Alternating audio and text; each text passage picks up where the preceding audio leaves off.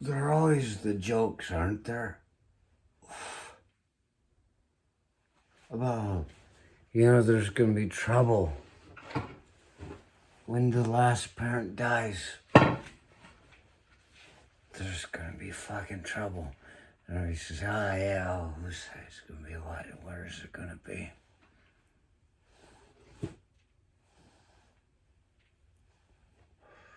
And really approaching it, you don't ever know. But when my second brother texted me and told me,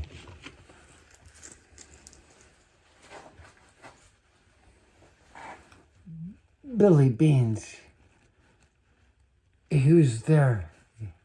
He was waiting for me. I said, well, I've seen Billy Beans down there for a long time now. But when the text came through, I went down in the basement and I went and I found Billy Beans. And he was just sitting there looking at me. And I said, there.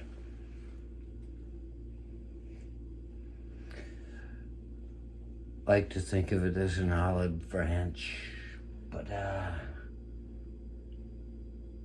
it could be anything.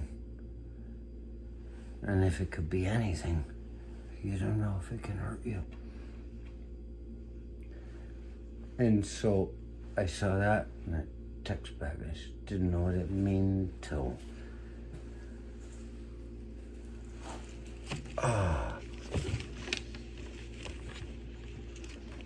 until I saw it. And while I was down there, I picked up the damn Colombian Squires Marshall stick.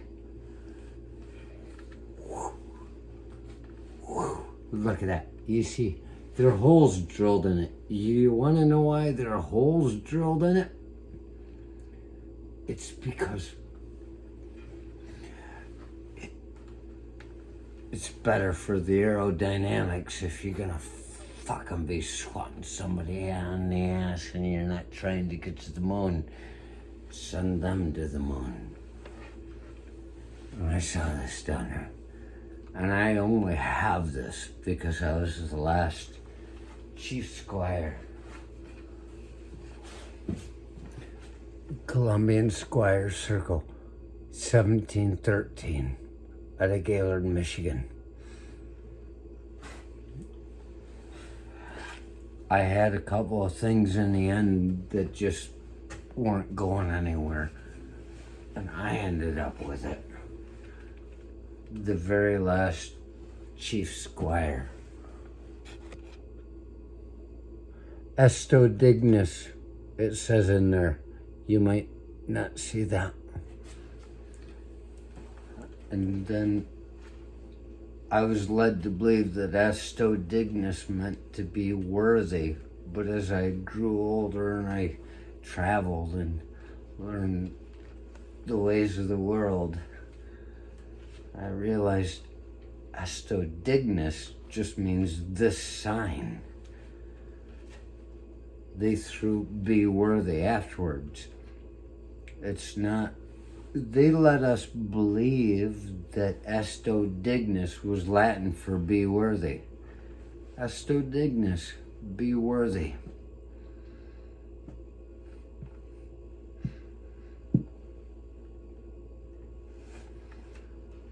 With this sign, be worthy.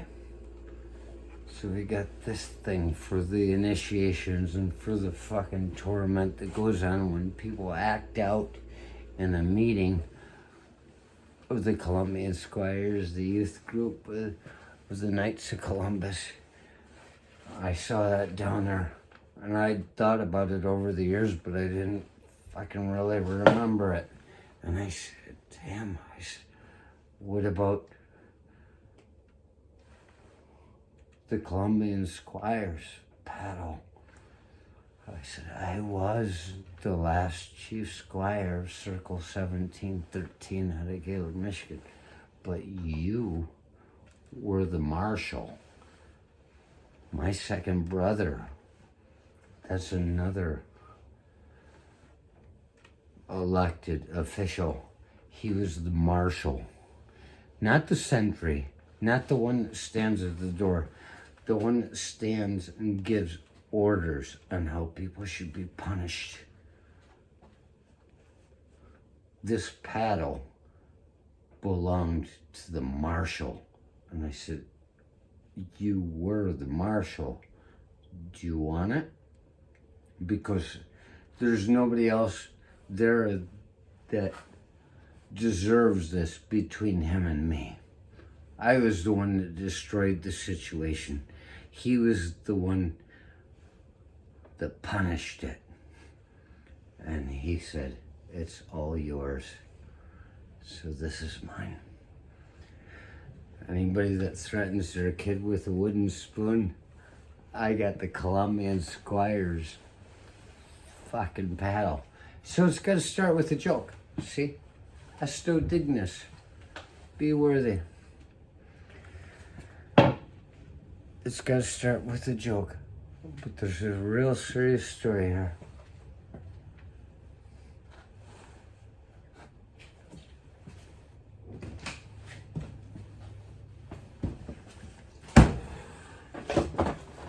Not a beer in the fridge, but one on the floor.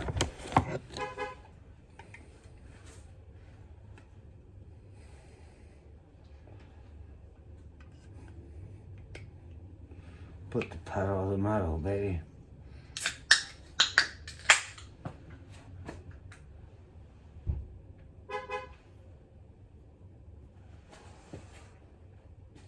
Looking at the things that there's a time now when everybody's gonna be arguing about what's whose, but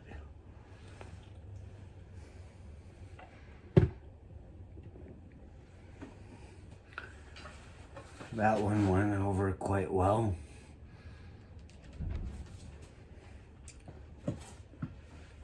Thing is there are things that you give to somebody, and I don't believe that it's mine just because I gave it to him. This is a gift. It's his. Now that he's gone, it's all of ours. So we split it up. But some of these things you look at and you go, nobody's ever gonna appreciate that. And if you're going to be decent, you have to have a few things that people let you have. Otherwise you go apeshit. This.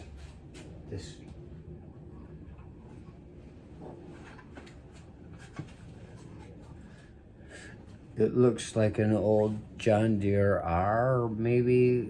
I'm not gonna say it is one because it's not. I was in China the second time, and I went into an antique shop in Zhengzhou, the third largest drinking capital in China. And I stumbled into a antique shop, and I looked around and I saw this tractor, and I know how much my dad likes the John Deeres. He's rebuilt. He buy them right off an auction for cheap because it was just junk, but he would put together the pieces of junk that he bought on different occasions, and he'd have a running tractor. And he's got 5 running tractors in the shed piled in there. He's a good driver, so he can fit things well. And I saw that and I bought it for him. And it wasn't cheap.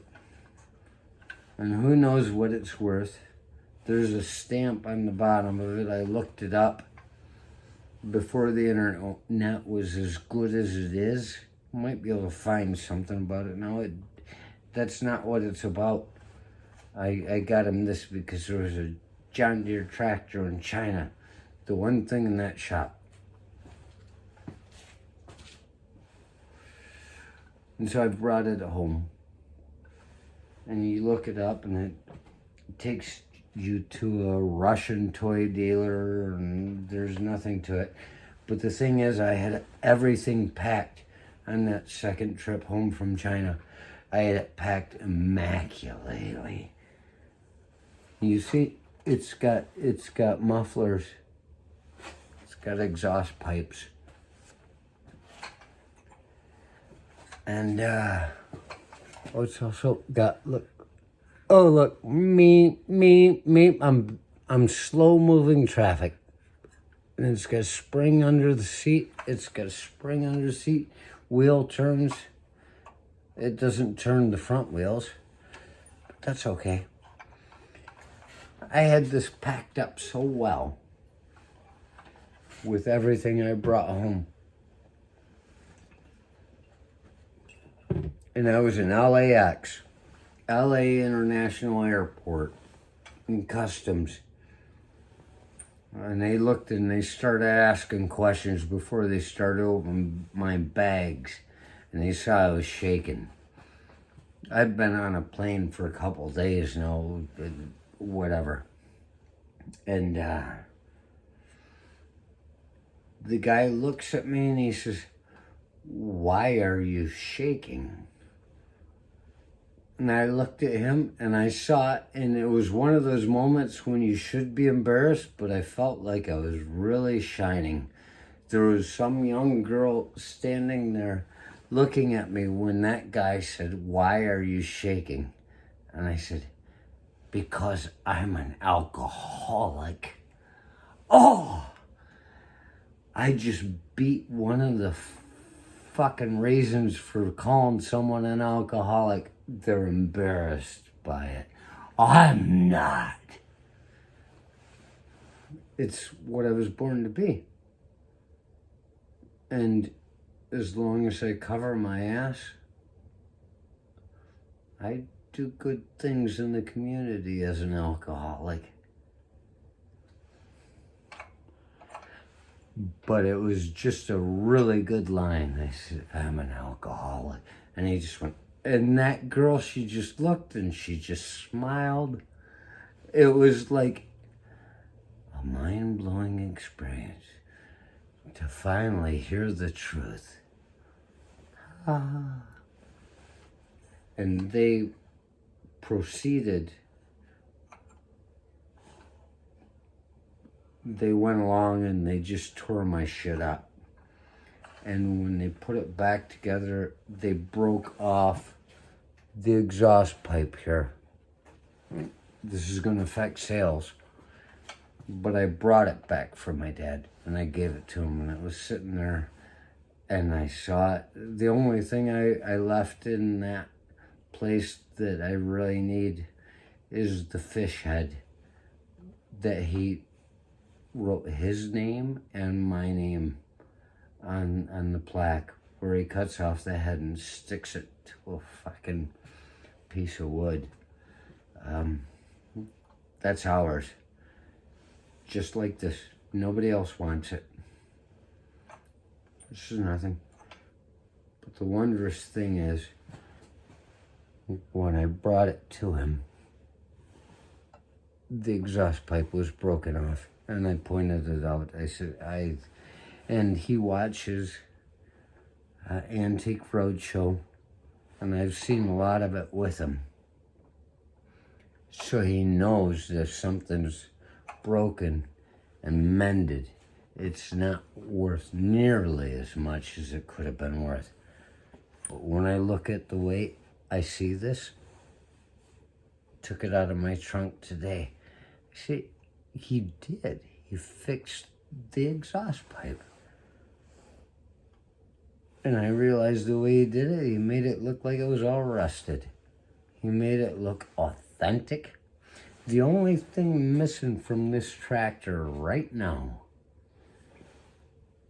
is a fucking pork and beans can with the label ripped off, hanging over the top of it to keep the water from fucking pouring in when it rains.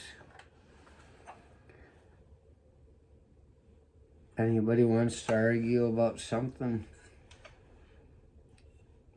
something that I shared with my dad that I take back, but I know he gave to me. Well, they're probably going to need to look a little bit deeper inside themselves to see who it is they are, who it is they were, which is no different than who they are, and who it is they would choose to be if they thought it could make them happier.